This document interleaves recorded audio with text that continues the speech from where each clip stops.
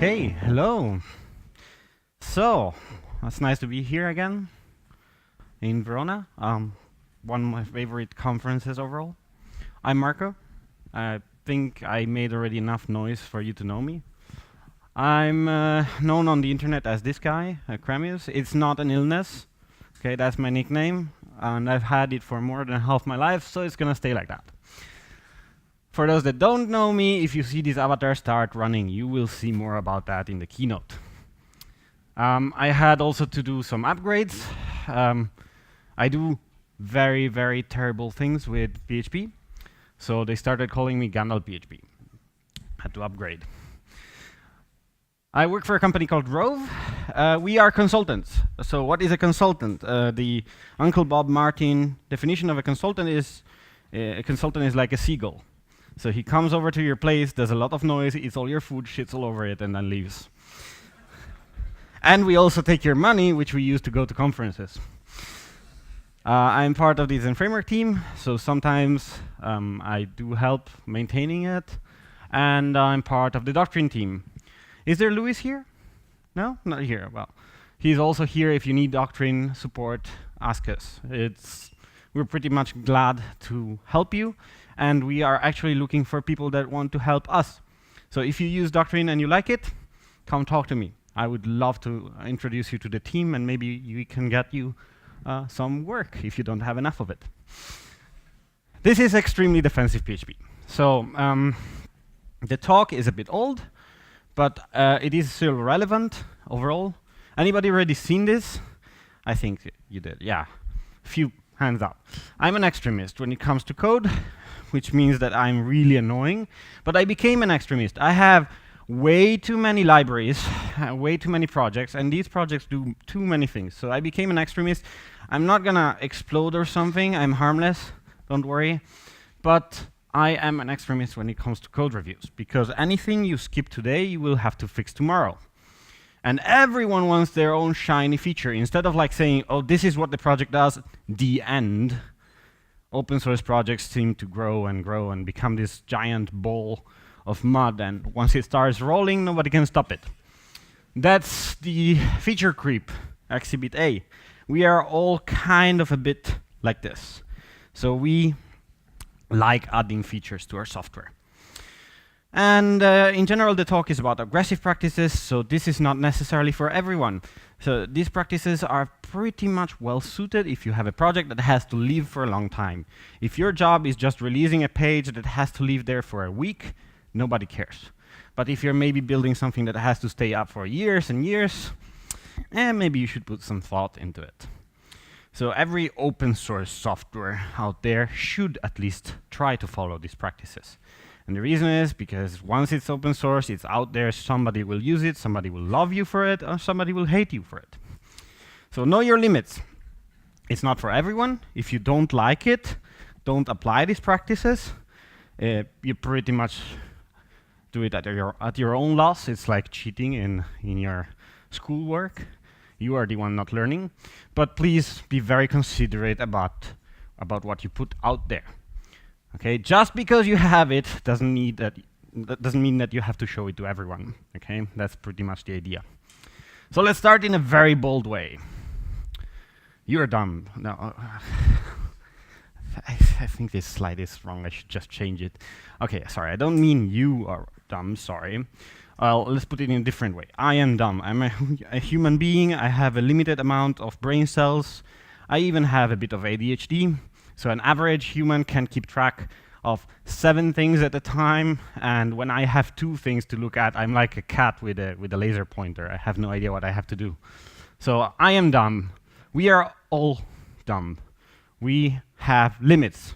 We know only what we are working on in the current context, and every time we do a leap of faith and we do something more than that, we are putting too much trust in our abilities. Everyone is dumb to a certain extent, so everyone gets it dumb.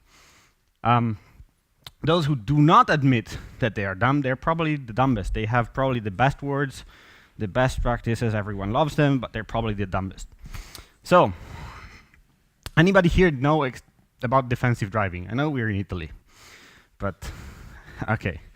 Oh, defensive driving is the idea that shit happens. So, you will drive and there's a little kid crossing the road from behind the house, you don't see it. There's somebody that didn't see a red light. There is somebody that throws a ball. There's an animal jumping on the road. There's a plate of ice on the road in the winter. Or maybe in the summer, I don't know. Seems like pretty much a blurred line this year. So defensive driving is pretty much assuming that something will go wrong and you have no control over it. So you have to keep an eye over everything in a very proactive way. And defensive coding is like defensive driving. So it's not just what you wrote. Just because you wrote it, it doesn't mean that it's going to be perfect and it's going to be always working the way it's supposed to be. It's about being cautious about everyone else's code as well. Because as soon as the other code interacts with your code, there may be things that this code does that you didn't plan up front. So you have to be cautious about everyone's code, and that includes your code. Anything you have written 6 months ago may as well have been written by somebody else. And does anybody remember what is the last piece of code you wrote before coming to the conference? All right. You remember that? You remember the functional parts, the tests about it, the specification? I don't. I have no idea what I was doing on Thursday. Like 0. So, some references. This stuff is not new. I'm not inventing anything. It's not like I did a lot of research. I just did a lot of work that frustrated me. So I had to come up with this talk. So I first can suggest you to read Code Complete 2. Code Complete 2 is a guide on how to write code in a good piece of code in 1997. Okay, so it's not really updated. It still suggests stuff like you should keep a function around maximum 50 lines of code. So it's probably a bit out of touch with what I consider good code, because for me 5 lines of code is probably a good piece of function of code. And the other book is this one, Effective Java. This book is amazing. This is a manual on how to build bugs in Java. And it teaches you about concurrency pattern, how to screw them up, input-output, transaction problems, shared state, shared mutable state, all this stuff. It's all in here. Every example I take is probably already in this book. So I can suggest read this. It is relevant for any PHP developer as well. And the other thing that I want to have as a pre-concept is Poka-yoke. Anybody heard of it? Anybody here speak Japanese? Okay, that's good, because it's probably bullshit, what I'm going to say here. But Poka-yoke means avoiding mistakes. Or also foolproofing. So you are making something like a piece of IKEA furniture, and you reduce the complexity to put this together to the minimum amount possible, so that you don't put it together upside down, and then obviously we make it wrong anyway. But let's take a practical example from our world. So we have this thing. This is an RJ45 cable. I think everyone knows what this is. Every one of us has broken at least one of those, because the plastic thing comes off. Anybody managed to plug this in upside down? There is always one person. No? No? Well, this is good Poka-yoke. This is applied Poka-yoke. You can plug it in only one way. You know when it clicks, the contact is working. Okay, it may be defect, but whatever. This design is a good design. On the other hand, there is this thing. This is a device of doom. This thing comes from a different dimension. So you plug it in, doesn't work, turn it upside down, doesn't work, turn it upside down again. There is some quantum physics going on, I don't know the details, and now it works. So it's maybe not such a good design. Now USB-C fixes this, and on the other side, I don't know of anybody that managed to plug this in upside down, but still we all pretty much rage when we have to do with it, especially when it's behind the computer and you have no idea what is going on. Another concept that we need to make clear. Code is reusable. We write code so that other people can use it and we can reuse it later, right? Seems right, huh? Code is not reusable. Code is garbage. Code is garbage, it's crap. From Sturgeon's theorem that 90% of everything is crap. This is about literature. If it's not crap now, it will be crap later. I mean, everyone was excited about OpenSSL and now nobody wants to touch it, for example. But code is crap. What is reusable are the interfaces, the definition, the protocols, how to make things talk to each other. What is inside every block is not important. What is important is the abstraction. We know this behaves like in that way. That's what is reusable. So define abstractions in our world, in the PHP world. This means interfaces. Interfaces for classes or function definitions, function signatures. So you don't write crap in general. Try not writing code in first place. That's the first suggestion. As soon as you wrote it, it's legacy. You have to maintain it. But if you design it well upfront, then at least you know that you can replace the code. So you design the interface you keep, the code you rewrite, and you optimize for rewriting instead of optimizing for changing code. Changing code is not a good idea. So you have to also code for your current use case. Don't try to go ahead and write for your reuse case. Working with a team right now that doesn't even know what they need to do in their application, and they're writing service layers over service layers that talk to AWS, that do deployments here, upload something there, and do encryption, and they still don't know if they even need it. That's what you should probably not do. Some other good practices. I'm going to assume some solid code. I think Raphael talked about it, but I can't stand him talking about it again, so I didn't hear it. And I'm going to assume some object calisthenics. I think he also talked about that. So if you were in Raphael's talk, you should have an idea of what object calisthenics are, and they are very, very powerful. It's not something you should implement, it's something you should strive for, because it's like an exercise. You can't implement everything with calisthenics, but most of the times they really help making your code better. So things we can do after object calisthenics is we can make state immutable. Anybody here use the debugger? Xdebug is now 15 years old. All right, thanks to Derek, first of all. But don't use the debugger. I'm terrible at using the debugger. I rarely even set it up. Sometimes I make the debugger work with tests, but generally, what happens is, what are you looking for when you start the debugger? You're looking for the value of something. What is the value of something at this point in time? That's what the debugger is giving you. So you put a breakpoint, stop the execution, and you need to find out why is this an apple or an orange.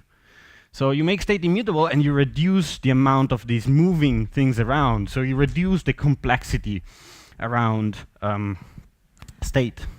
Reduce that, you got yourself a lot of bugs gotten rid of. PSR7 got this pretty much right. It's not perfect, but it's a good step in the right direction. On the other side, immutability comes at a cost, because the language is not really designed to continuously garbage collect everything that goes on.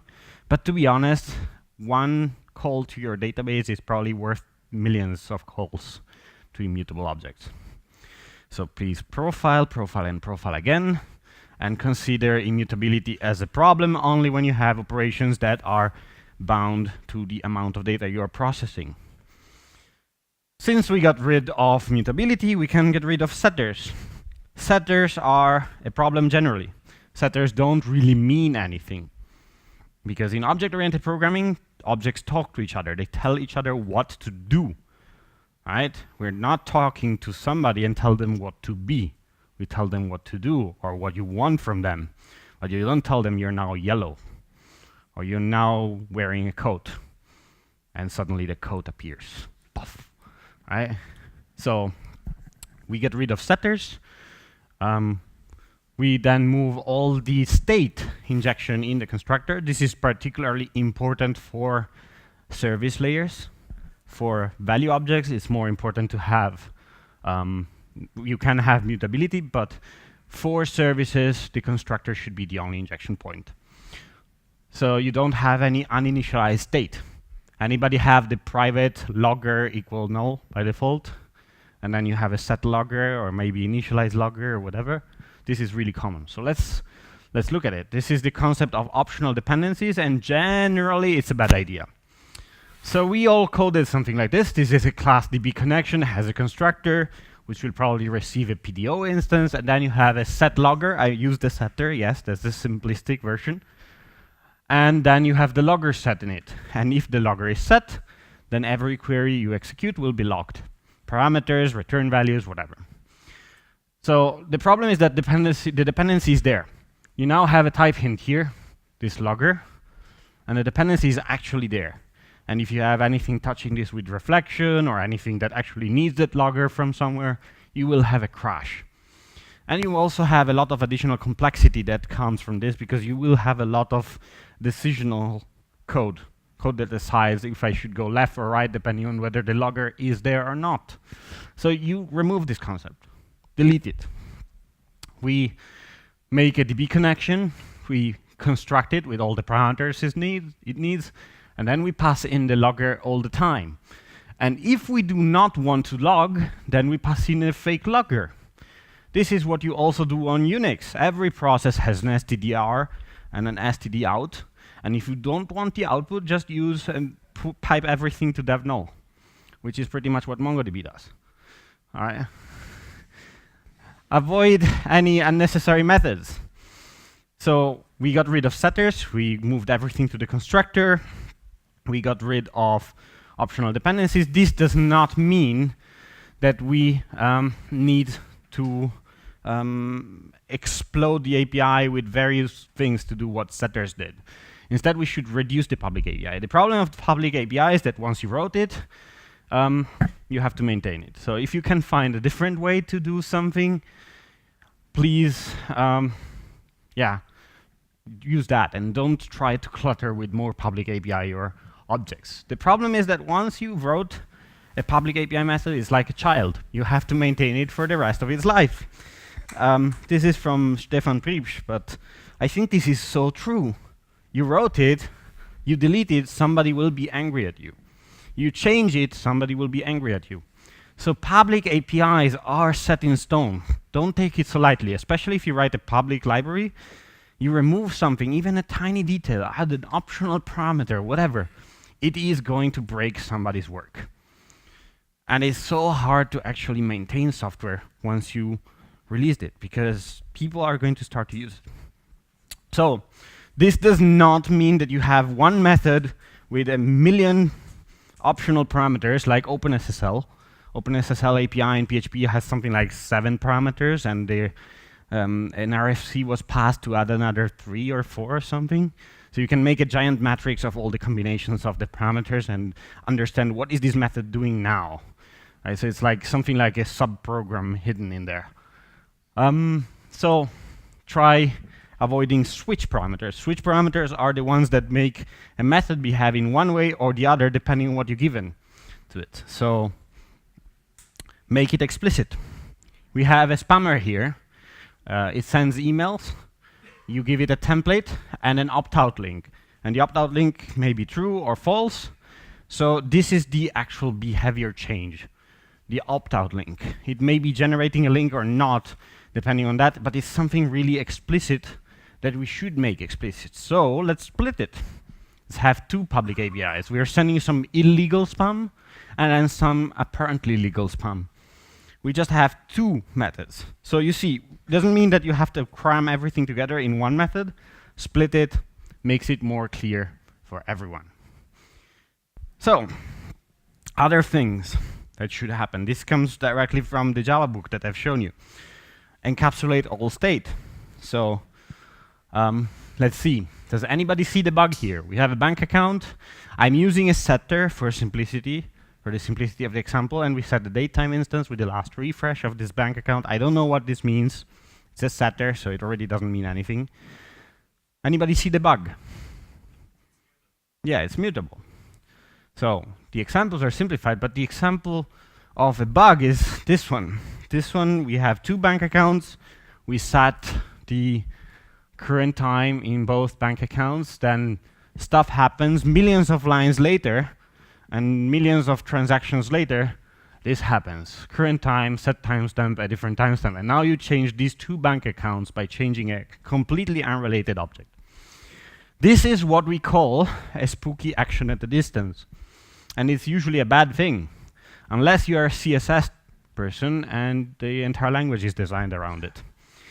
So a bank account, set last refresh, please clone the given date and time. So you make you do a dereferencing operation. This is dereferencing. You remove a reference, you make a new copy. And otherwise, you can just pass in immutable objects. As soon as you make everything, or at least most of what you can do in your domain as immutable, you get rid of a lot of these bugs. The same applies for constructors. So if you have a constructor which accepts a money amount and a date time, same here, clone it, or use the immutable version. So try keeping it immutable. That's the simplest way to reduce this amount of problems. Any external access includes subclasses. A value inside your class that mutates at runtime in a method that you didn't design in your class is 99% of the time a bug. Which means that if somebody makes a subclass that modifies a value in a property in your class, and you didn't design against it, you have most likely a bug. So please don't use protected, use private to your properties. Private, because if you also make it protected, then if you want to change how the property looks like, you are introducing also a BC break. So it's kind of like the public thingy, where you have to maintain it. It's a bit of a problem. Zen Framework 1 and Zen Framework 2 had everything protected. And you can't change anything. Like, we don't like something, we can't change it. We have to maintain it as is. We're talking about things that have to stay as they are for the next 10 years because we wrote it like that. And we can't fix it because we're going to break somebody else's code. Private properties by default. Other things we should consider. Any public method is a transaction. What does that mean? Let's take this API. We have a public function, add money, and then we say mark bill paid with money. So we have these public methods, and then somewhere in a service layer, command handler, controller, if you're crazy enough, whatever you want to do, we say bank account add the money, and then bank account mark the bill paid with money. So what could happen here is that the first action succeeds, and the second action fails. That may be good for us because we get the money, but on the other side, they may be angry. Now, this bank account object, if it's something like active record and it's saving itself, you got yourself quite some trouble here. So these two actions are related. They are time coupled. They're related strictly together. So we should really make them a single API. And if there is a failure, we should design against mutations of state in this failure. So, add money. Make it private. Mark bill pay with money. We make it private again. Then we have a pay bill method. That's the actual interaction. Of course, this API, again, is designed for simplicity to understand the example. But if there is a possibility of a failure in here, we can now design against it. And also, it kind of looks better from the outside. If you have a junior developer and a junior developer has to interact with your API, he or she shouldn't go and have to understand how your API works with these time coupling operations. They shouldn't like call something, then call something else, and then something else again to make it work. It should work with a single method call. Simplify it. Make it simpler for them as well. So, other things we do wrong most of the time. We assume method idempotence, I don't know how they pronounce it. Every country does it differently. But here's something we do a lot. We have a controller, we get a request object from the controller, and then from the request we get a user ID. And the next time we do controller, request, get, user roles. Of course, we are violating already some principles, in this case the Demeter law, but what can happen here is that this request call gives us something different on different calls. there is no guarantee that this particular method call will give us the same thing over multiple calls. That's because the language doesn't have an interface or a signature or something to tell us this method has to always return the same thing. Something like a memoized. If there was a type system that told us that, then we could do that, but we can't in this case. So subsequent method calls here are assuming that this returns the same thing. It's really simple to fix this. We just cache it in a variable. This is usually done for performance reasons, microseconds. No, it's actually to fix that problem. Okay, so try and avoid multiple method calls. This is really easy to find in code reviews. Assert. Anything that comes outside, from the outside of your domain, is potentially invalid data. So you should assert on it. Anything you pass around in your domain, you should have a type hint that provides you utility methods, and well, you don't have to revalidate stuff. So you enforce strict invariance on anything that comes from the outside. So I got this nice example, which is made on purpose just to confuse people. So we have a train. The train accepts and construct an array of wagons. And we have an assumption that wagons is a packed array. A packed array means that it has no gaps and it's indexed starting from 0. And then what we do is we create a closure, and we get a variadic argument here, which is a set of wagons, and we splat it here by saying we're going to explode the array of wagons into multiple parameters. And this is just a way of making this fail with a type error if one of the elements is not a wagon. So don't do this. It's horrible. It works on PHP 7. Please use assertion libraries. There's bEverly assert. There's also WebMozart assert. They are good. They give you meaningful exception messages, and they don't look like garbage, like I wrote here. So just use them. Also, don't accept mixed parameter types. What I often see in legacy projects is something like this. Well, I've been living in Germany for too much now, so I have every example as a very happy example. So this is a prisoner transfer request. We have a parameter which is mixed. This is the access level required to approve, well, the security level. Wow, nice. My mistake there. But we pretty much accept this mixed parameter, so it's false if no security level is needed. It's true if some guards are required. It's null if somebody has to decide what to do. It's 10 if special cargo, 20 if high security, whatever. This is what happens to organically growing APIs. This happens a lot. Over the years, you overload the meaning of something. So this has more meaning than just being an integer or a Boolean. So what we do is we extract it and make it its own concept. So this is a WF barbecue.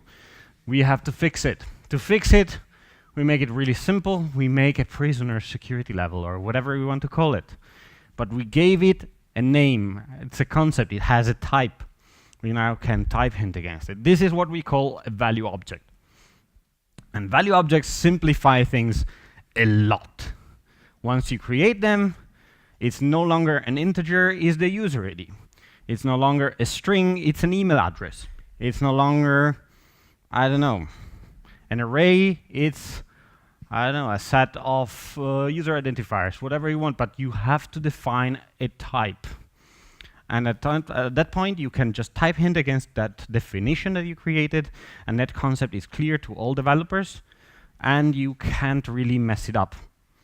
So what value objects do, they ensure consistency. You receive this data that is potentially invalid, you put it into a value object, and the value object will just reject data that is not valid, and now you can pass around this value object. Everyone knows what it is, everyone knows it's potentially immutable. That's up to you to define, so you don't have to worry yourself with mutability, and you can just type hint against it. So the engine is really fast, and you don't need to validate it in every layer. So you remove data validation problems, and you can now just type hint in this register function. You type hint against an email address. And this email address, if you like it, if your domain specifies that an email address is not any email address, but any email address that has a valid public domain. You can add rules around it. You don't need to accept everything. You make it specific to your use case, not to everyone's. So you don't need to revalidate in every layer. That simplifies things massively. Since you don't accept mixed as a parameter type, you also don't return mixed as a value. As soon as you define an API that says add returns mixed, you're showing the middle finger to your users. You're really telling them, like, I have no idea what to tell you here, just figure it out yourself. That's not really useful. So return a value object. A good example of this is validation APIs. Form validation APIs. Typical form validation APIs are something like is valid with the previous value, so it's mutability, it's a bit messy, plus give me the value that was validated, or maybe give me the value that is invalid, give me the valid values. It's a bit messy. Return a validation result object. And the validation result object contains all this information, and you can serialize it, you can translate it, you can do many, many things with it. So, other things to remove. Fluent interfaces. We talked about transactionality. There are many reasons to skip over fluent interfaces, but transactionality is the biggest one. We are calling this and that and that and that, and we're mutating the object. What if it breaks in the middle of the operations? We already got a problem. There is also a simpler way to say no to mutable interfaces, which is this one. We got a thing, we do foo, we do bar. We got the same thing equivalent here, and again, and all these three are the same. I'm not tricking you. These three are all the same. So we go back to concepts that I told you before. This is not Pokeyoke. Why the hell do I have to have 3 ways to shoot myself in the foot if I can have only 1? This is okay. Nobody will shoot you for just having a mutable API and just say that's how it is. It's very simple. Remove ways of shooting yourself in the foot. Other things I can suggest is making classes final by default. Interestingly, this has started to become even a language design thing. If you go and do Swift, by default, classes are final, and you have to define when a class is designed for inheritance. If you didn't design it for inheritance, you are possibly introducing bugs just by shipping it and having users extend from it. What happens is you defined a certain use case for a class, you understood the problem, then you provided a solution, and this solution is for that use case.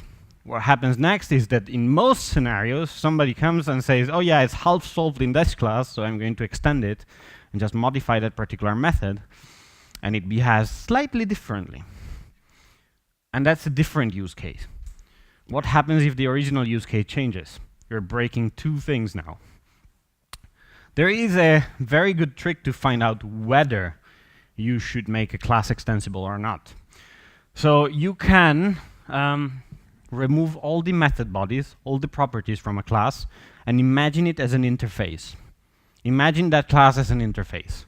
Now, does it make sense to extend that interface?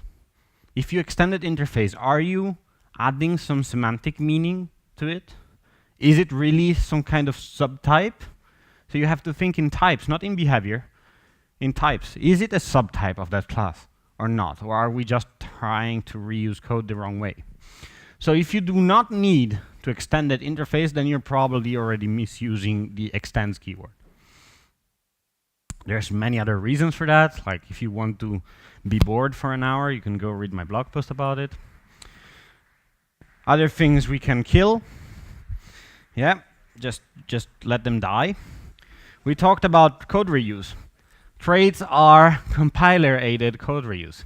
What I saw in many projects is that people, for example, had a getter for an identifier, okay, just for a get ID on 20, 30 objects, and they coded it into a trait. Now, one of those objects had a bug because of how this trait behaved. They fixed it in the trait, and they broke other 3 classes on the other side. So you see, any kind of code reuse, as much as we want to save typing, is a problem. So try to reduce that. The problem is really, do you really need to reuse the code? The answer is most likely not.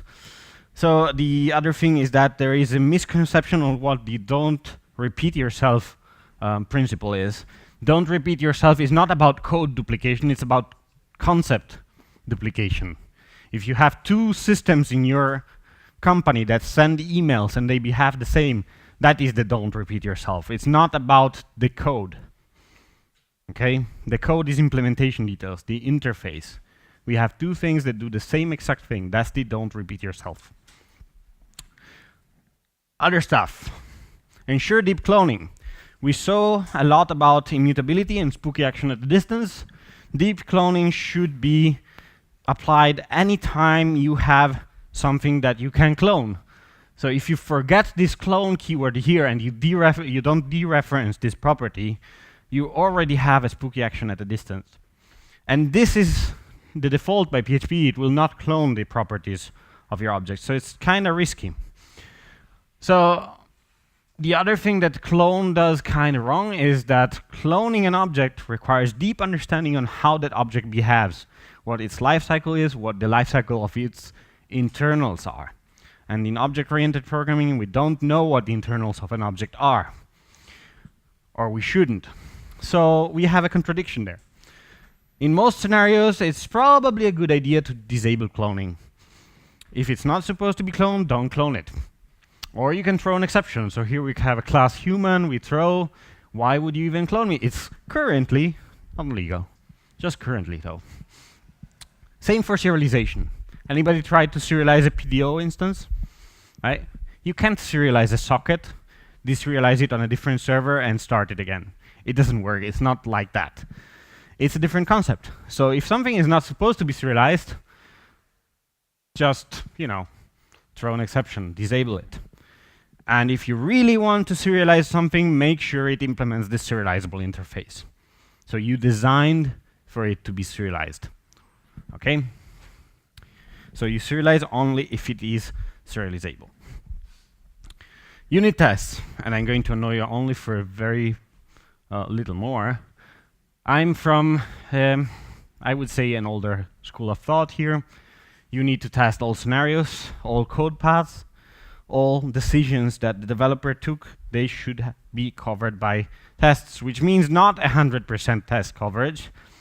It means 100% branch coverage, which means that if you started testing something like the Symfony YAML component, you will be finished by the end of the universe. There are use cases for that. I'm not saying anything about the code quality there.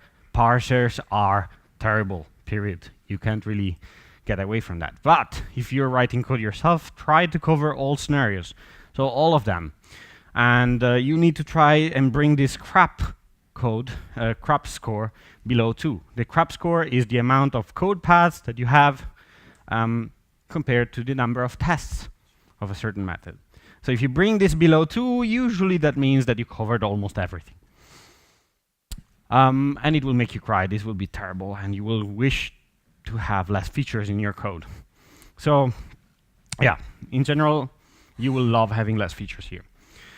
Let's make an example. We have a piece of code here. We have an authentication service, returns a Boolean, throws 3 types of exception, accepts some credentials, and then we have a piece of code that we want to test.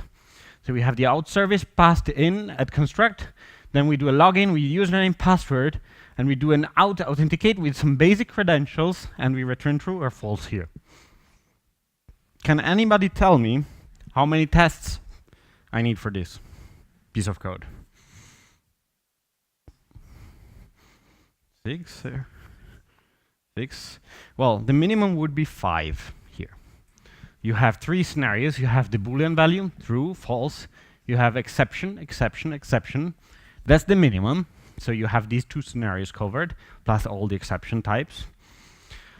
And you have another one which is hidden here. These basic credentials may be throwing exceptions because you have statically included that code, which honestly makes it trivial to see that you probably should pass in basic credentials instead of username and password. But still, we are obviously overdoing it here. But the idea is relatively simple. If you go and try to cover everything, it gets really, really, really painful. And there's more than that.